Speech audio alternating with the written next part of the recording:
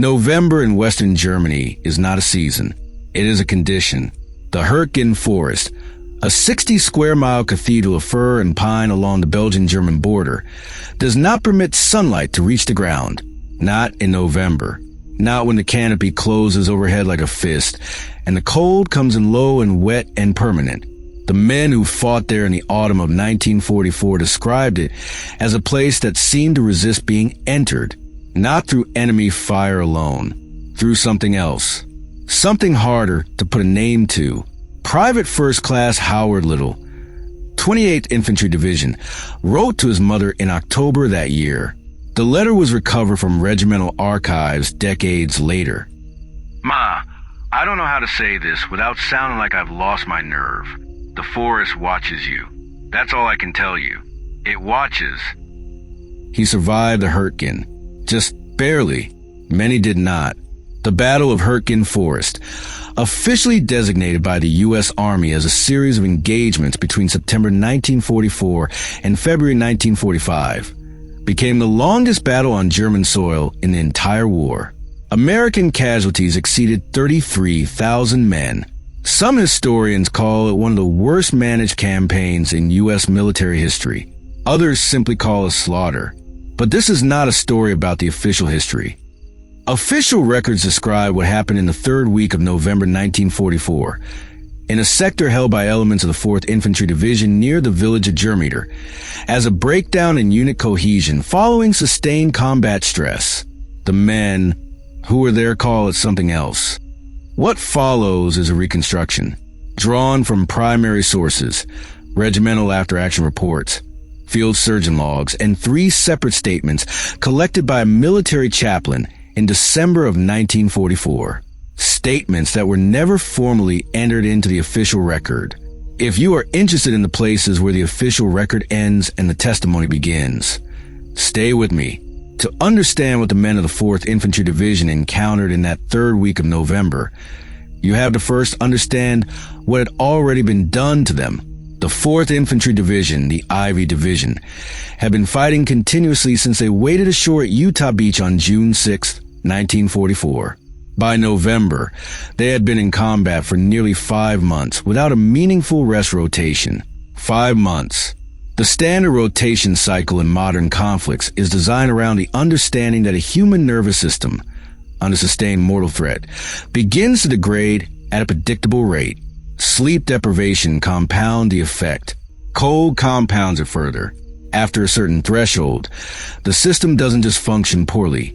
It begins to generate its own data. The men of the 4th Infantry were well past that threshold. They entered the Hürtgen as part of a broader push toward the Roar River dams. No armor could move effectively through the dense tree corridors. Air support was grounded by perpetual overcast. Artillery, the great American equalizer, became a liability inside the forest, where German engineers had pre-registered their mortar grids on every clearing, every trail. Every natural funnel and advancing column would follow.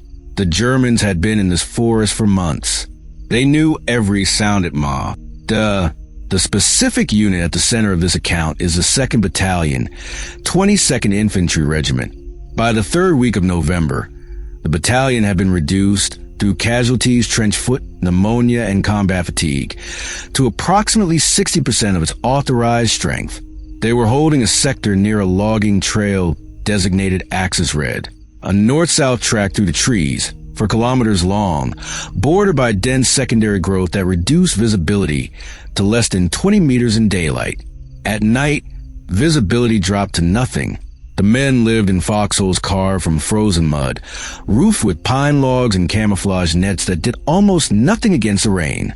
Sergeant Darnell Pruitt, a squad leader from Alabama, described the state of his men in a statement collected by Chaplain Francis Morrow on December 4th, 1944. Sir, they were exhausted past the point where exhaustion has a name. I had boys in my squad sleeping standing up, leaning against trees with their rifles in their hands, just gone. I had to check some of them to make sure they were breathing. The smell of that sector was consistent across multiple accounts. Diesel from the vehicle pool a kilometer to the rear. mixed with the ammonia-sharp odor of wet pine resin. And beneath both of those, the smell every soldier in every war eventually learns to recognize. And beneath even that, something else. Several men mention it independently, in statements collected weeks apart, with no opportunity to coordinate. A smell like turned earth, like something buried, rising from no identifiable source. The first account comes from Private First Class James Colton, a bar gunner assigned to Sergeant Pruitt's squad. Colton was 19 years old in November 1944.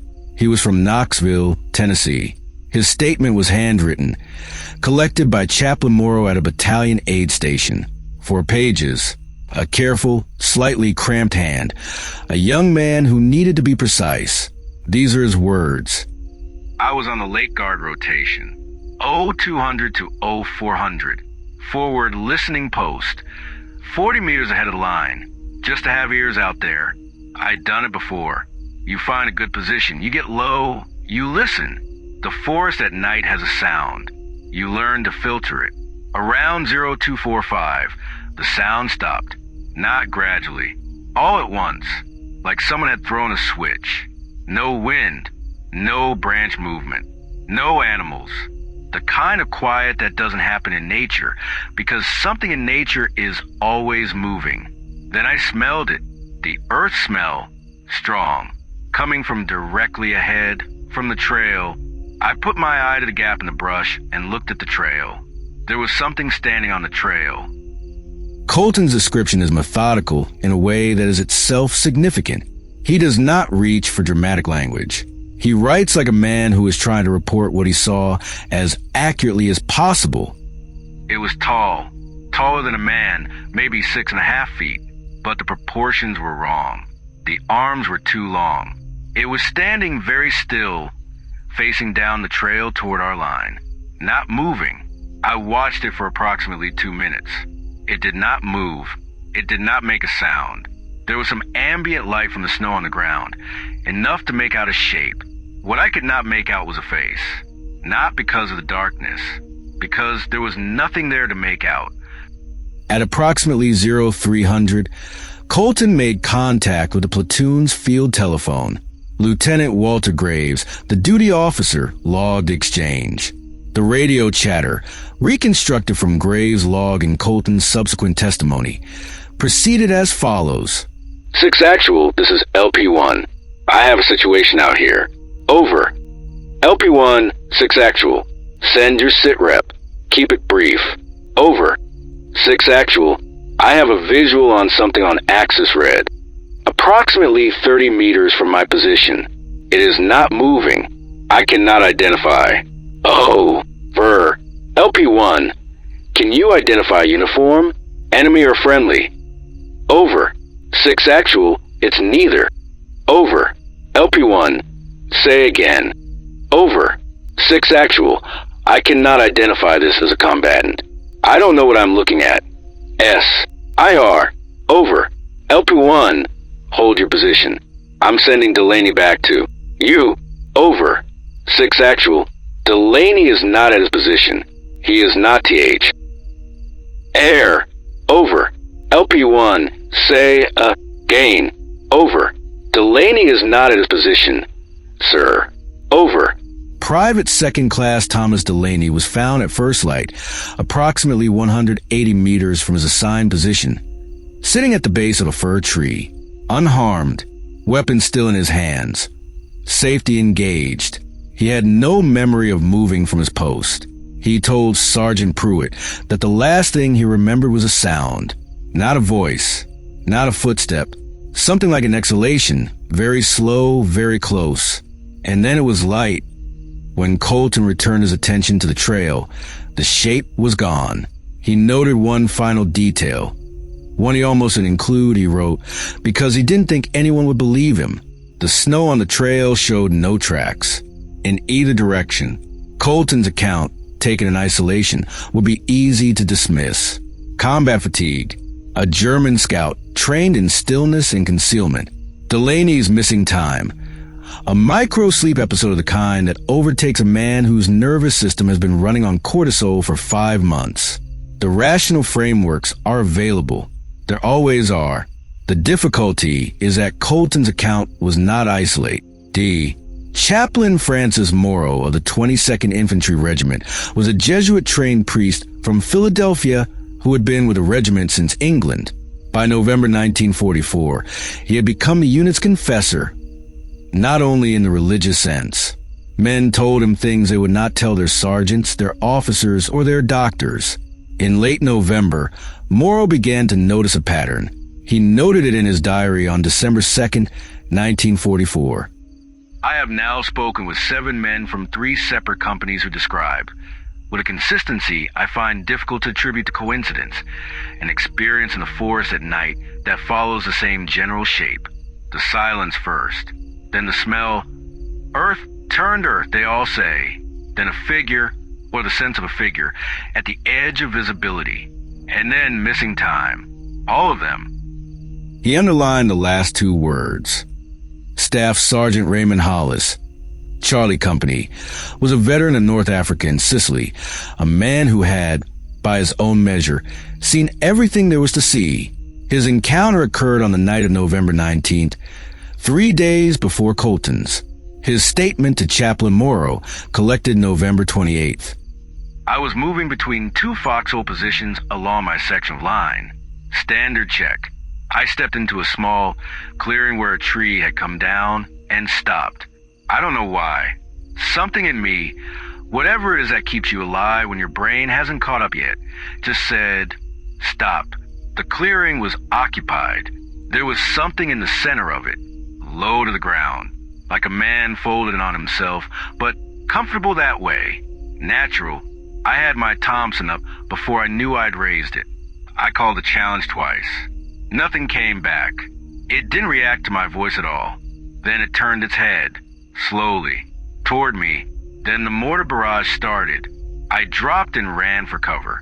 When the barrage lifted, for minutes later, I went back.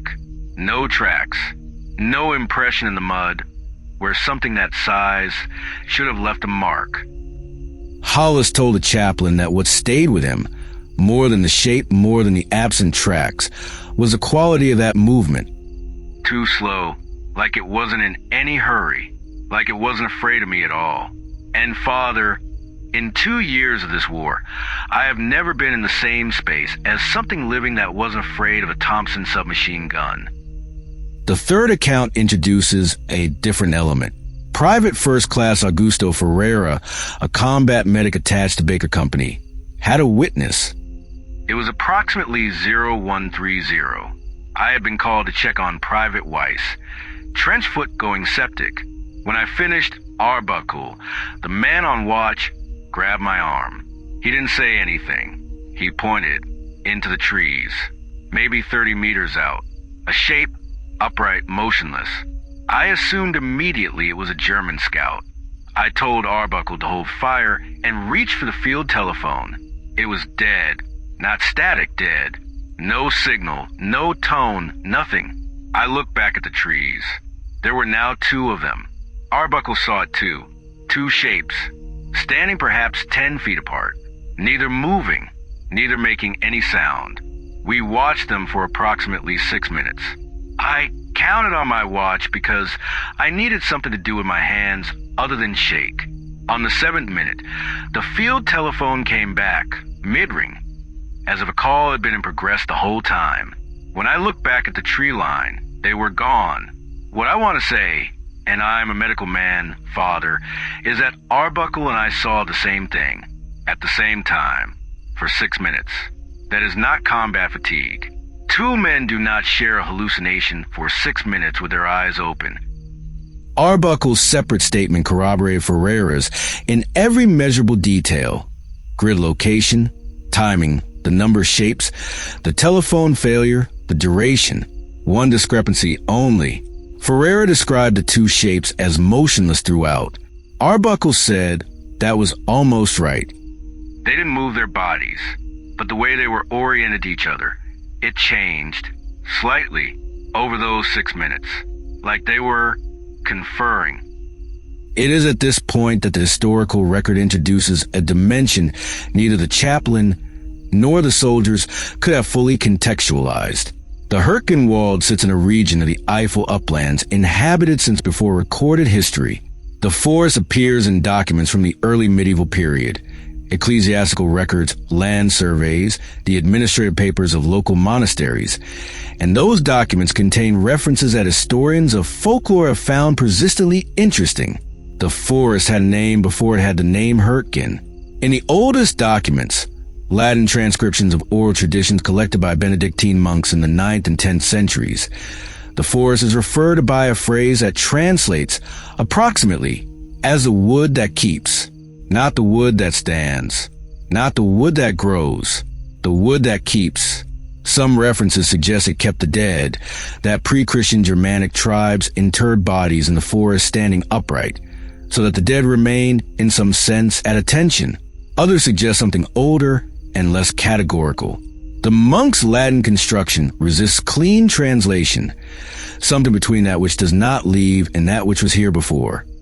Army Civil Affairs Officer Captain Leonard Marsh, assigned to manage relations between American forces and local civilians, noted in his November 1944 monthly report a marked reluctance among local nationals to approach the forest perimeter after 1,800 hours. He attributed this to residual trauma from German military activity in the area. But in a personal letter to his wife, recovered from his estate papers decades later, he mentioned a conversation with an elderly woman in Germeter, translated through a German-speaking corporal. She said the forest has residents that are not animals and not people, that they have always been there, that the war had disturbed them, the shelling, the machines, the dead left in the trees. She said when they are disturbed, they come to the edge, to look. She said the soldiers should not look back. Marsh wrote this down, then added a parenthetical note he clearly felt appropriate for a letter home to Ohio. I did not include this in my official report. On the night of November 22nd, 1944, a four-man patrol was dispatched from the 2nd Battalion's forward line into Axis Red. The patrol was designated Baker 3. Its mission: move north along the trail for approximately 800 meters, confirm the status of suspected German observation post, and return to friendly lines before 0400. A 3-hour mission. Routine by the standards of the Hurtgen. The four men were Corporal Nathan Voss, patrol leader, 23, from Dayton, Ohio, described by his platoon sergeant as the best natural point man in the company. Private First Class Edmund Szymanski, rifleman, 20, Chicago. Private Roy Alderman, rifleman, 19, rural Georgia. And Private First Class Marcus Webb, radio operator, carrying an SCR 300 backpack set. Baker 3 departed the forward line at 0115. At 0220, Webb made his first scheduled radio check. Falcon Base, this is Baker 3. Radio check. Grid 447 November. Proceeding as ordered. No contact. Over. Baker 3, Falcon Base. Lima Charlie. Continue mission. Over. Roger. Out. That was the last transmission Marcus Webb made. At 0300, the second scheduled check. Baker 3 did not call in. The duty officer attempted to raise them. No response. He attempted again at 0310. Nothing. He notified the battalion operations officer, who authorized a 1-hour wait before initiating a search. The hour passed. Baker 3 did not return. At 0430, Sergeant Pruitt was ordered to take a 6-man element up Axis Red to locate Baker 3. Private Colton was part of that element, at his own request. They found nothing for the first 600 meters. No shell casings, no blood, no disturbed snow. No indication that any firefight or ambush had occurred. At approximately the 700-meter mark, Colton stopped. He held up a closed fist. The element halted. Then he pointed to the trail. Pruitt, in his statement. There were tracks in the snow, boot prints, coming from the north, heading south toward our line. 4 sets, walking in a staggered column. Exactly the movement formation Baker 3 would have used on their return leg. I felt something unclench in my chest. They'd come back early. They'd made it. And then I looked more carefully. They stopped, not at the tree line, not at a crossing point, not anywhere that made geographical sense. They stopped in the middle of the trail, in open ground, with no cover on either side for 30 meters in any direction. 4 sets of boot prints, walking south. And then nothing, as if 4 men had simply ceased to exist at that point in the trail. No sign of a struggle. No equipment. No weapons dropped. No blood. Just the tracks ended. Pruitt's element secured the area and waited for light. When dawn came, gray, reluctant, filtered through cloud-covering canopy, they conducted a systematic search of the surrounding tree line in both directions from where the tracks ended. They found one item, Marcus Webb's SCR 300 radio, sitting upright at the base of a fir tree, approximately 15 meters east of the trail. Undamaged, handset in its cradle. Power on. Private Colton picked up the handset and keyed transmit. It wasn't static. Static has a texture, a randomness. This was regular, like a rhythm, almost like breathing. Very slow, in and out, steady. I held the handset for maybe 10 seconds, and then Sergeant Pruitt told me to put it down. I put it down. I didn't argue.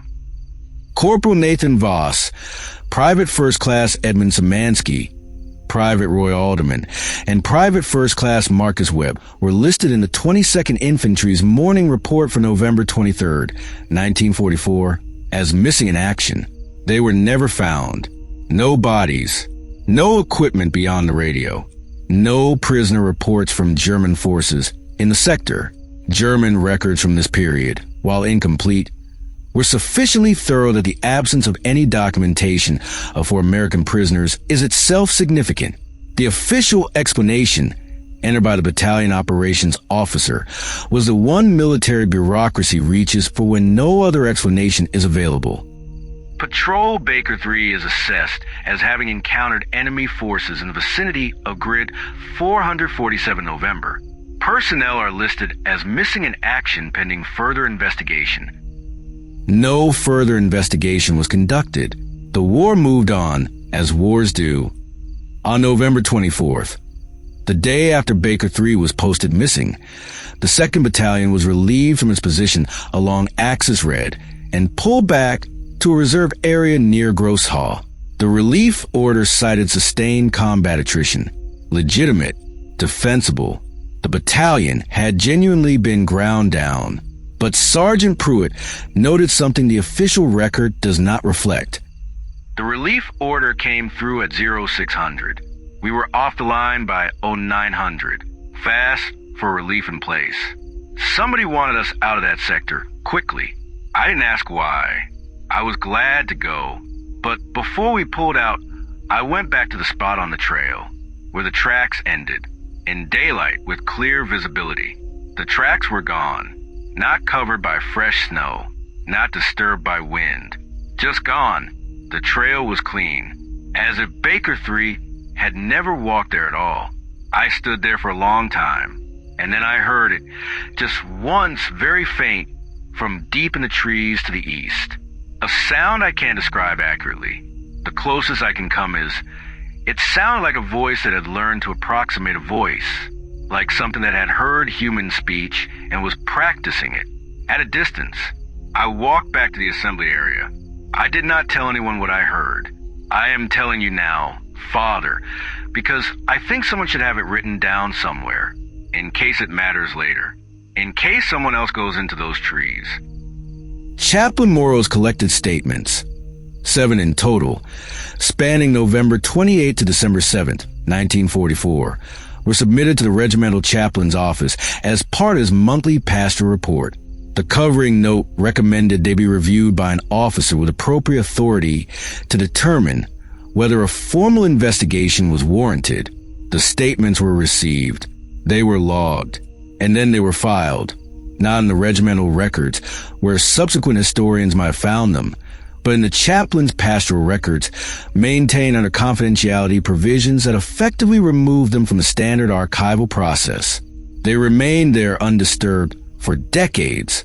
The copy I am working from was produced in the 1990s when a researcher at the National Archives, working on an entirely unrelated project examining military chaplaincy in the European theater, stumbled across the Morrow file in a box of misfiled pastoral records from the 4th Infantry Division. He noted the statements in a footnote of his published work, described them as an interesting artifact of combat stress documentation, and moved on. The footnote contained the archive box number. That box number is how I found them. There is one final document, a personal letter written by Captain Henry Rask, the battalion surgeon who had been quietly documenting the psychological reports from the Axis Red Sector. Rask wrote it on December 15th, 1944, addressed to a colleague at the Army's Neurological Research Unit in Paris. The letter was never sent. It was found unsealed among his personal effects after he was killed by artillery fired near Durn in January 1945. I have been trying to construct a clinical framework for what I am hearing from these men, and I find that I cannot do it honestly. The standard framework, combat fatigue, dissociative episodes, shared suggestibility under stress, accounts for the subjective experience but not for the physical evidence. The tracks that stopped, the radio with the signal, the missing men. These are not symptoms. These are facts.